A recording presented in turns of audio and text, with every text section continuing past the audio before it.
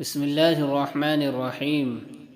لوگوں سے نہ مانگنے پر جنت کی ضمانت۔ رسول اللہ صلی اللہ علیہ وسلم کے آزاد کردہ غلام سیدنا ثوبان رضی اللہ عنہ سے روایت ہے کہ رسول اللہ صلی اللہ علیہ وسلم نے فرمایا، جو شخص مجھے اس بات کی ضمانت دے کہ وہ لوگوں سے کوئی چیز نہیں مانگے گا تو میں اسے جنت کی ضمانت دیتا ہوں۔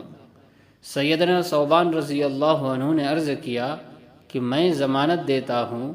چنانچہ جناب ثوبان رضی اللہ عنہ بھی کسی سے کوئی چیز نہیں مانگا کرتے تھے۔ 7 قسم کے خوش نصیب لوگ۔ نبی کریم صلی اللہ علیہ وسلم نے فرمایا، 7 قسم کے آدمیوں کو اللہ تعالیٰ اپنے عرش کے سایہ میں رکھے گا، جس دن اس کے سوا اور کوئی سایہ نہ ہوگا۔ نمبر 1، انصاف کرنے والا حاکم۔ نمبر 2، وہ نوجوان جو اللہ تعالیٰ کی عبادت میں جوان ہوا ہو۔